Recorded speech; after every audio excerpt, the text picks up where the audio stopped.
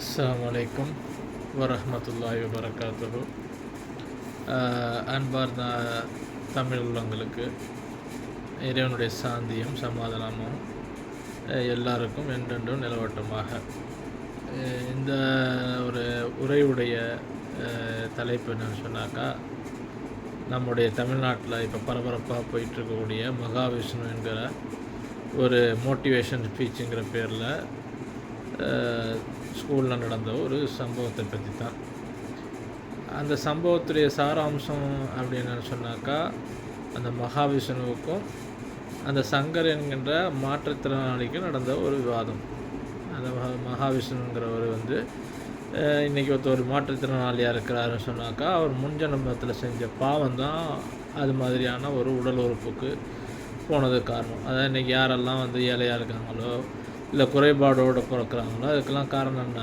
முன்ஜென்மத்தில் உள்ள அவங்க செஞ்ச தீய வினைகள் தான் இதற்கு காரணம் என்று அவர் சொல்கிறார். சரி, இது ஒரு பக்கம் இருக்கட்டும். இந்த விஷயத்தில் இஸ்லாம் எப்படி அணுகுது அப்படிங்கிறத மட்டும் நம்ம பார்ப்போம். அது அவர்கள் மதம் சார்ந்த விஷயம், அதற்குள்ள நம்ம போக வேண்டாம். இஸ்லாம் என்னாண்டு இதை அணுகுது அப்படிங்கிறத மட்டும் நம்ம பார்ப்போம். அப்படி பார்க்க போகும்போது குரானில் ஒரு வசனம் ஒரு அத்தியாயம் இருக்குது, அபசவத்தவல்லா அப்படின்னு சொல்லிட்டு. இந்த அபசவத்தவல்லா அப்படிங்கிற அந்த குரான் ஆயத்து இருக்குது பார்த்தீங்களா, இது ஒரு வகையில் பார்த்திங்கன்னு சொன்னாக்கா குரான் உண்மையானது அப்படிங்கிறதுக்கு ஒரு காரணமாக இருக்குது. ஏன் அப்படின்னு சொன்னாக்கா, இந்த வசனம் ஆரம்பிக்கும் போதே நபி அவர்களை பார்த்து அல்லாஹ் சொல்கிறான், நீங்கள் ஒரு குருடராக இருந்த ஒரு சஹாபி, அவர் பேர் எனக்கு மறந்து போச்சு, நான் சொல்கிறேன், நினப்பு வரணும்னு சொல்கிறேன். அவர் என்ன செய்கிறாரு, ஒரு டைம் அவர் இஸ்லாத்தை ஏற்றுக்கிட்டவர் நபி தோழர் உம்மு மக்தும் அப்படின்னு சொல்லிட்டு பேர். அவர் பேர் உம்மு மக்தும் ரலியல்லாஹு அவங்க பேர். அவர் ஒரு குருடர்.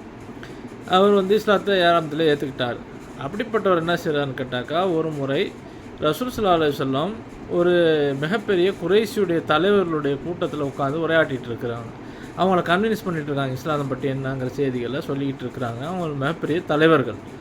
அப்படி கன்வின்ஸ் பண்ணிகிட்டு இருக்கும்போது இந்த குருடராக இருக்கிறவருக்கு தெரியாதுல்ல, யார் விட்டு அவங்க உட்காந்து பேசுகிறாங்கங்கிறத, என்ன சூழலில் பேசிகிட்டு இருக்காங்கிறது அவருக்கு தெரியாது. ஆனால் அவர் என்ன செய்கிறாரு, அந்த நேரத்தில் ரசூல் ஸல்லல்லாஹு பேச்சுடைய கேட்டு அவங்க என்ன செய்கிறாங்க, ரசூலுல்லாஹ்ட்ட கேட்குறாங்க, யார் ரசூலுல்லாஹ், அல்லாஹ் உங்களுக்கு ஏதாவது ஒரு புதிய குரானுடைய வசனத்தை ஏதாவது இறக்கியிருந்தால் எனக்கு சொல்லிக் கொடுங்களேன் அப்படின்னு சொல்லிட்டு அவர் கேட்குறார். இதை இந்த சந்தர்ப்பம் சரியில்லாதனால ரசூலுல்லாஹ் கொஞ்சம் மனிதர் தானே, அவங்க ரசூலுல்லாஹ் ஒன்றும் அல்லாஹ் இல்லை இல்லையா, அவர் ஒரு மனிதருங்கிற அந்த அடிப்படையில் கொஞ்சம் கடுகெடுக்கிறாங்க, கடுகெடுத்து காட்டுறாங்க. ஆனால் இந்த கடுகெடுக்கிற விஷயம் யாருக்கு தெரியாது, அந்த குருடராக இருக்க உம்மு மக்துமுக்கு தெரியாது.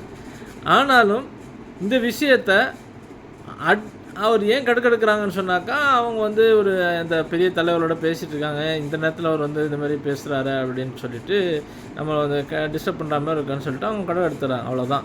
ஆனால் இந்த விஷயம் யாருக்கு தெரியாது, உம்மக்துக்கும் தெரியாது. ஆனால் அல்லாஹ் ஜல்லஸ்தானா தஆலா இந்த சம்பவத்திற்கு அப்புறமாகவே இந்த வசனத்தை தான் இறக்கி வைக்கணும், இந்த ஆயத்தை தான் இறக்கி வைக்கிறான்.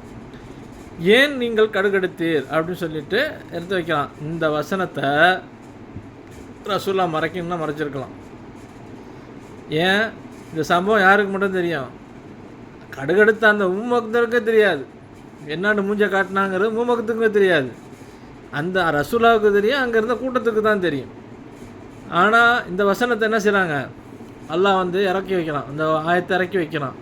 அப்போ இந்த ஆயத்து இறங்குது, அதை ரசூலுல்லாஹ் மறைக்கல செஞ்சு என்ன செய்கிறாங்க, மக்களுக்கு வெளிப்படுத்துகிறாங்க.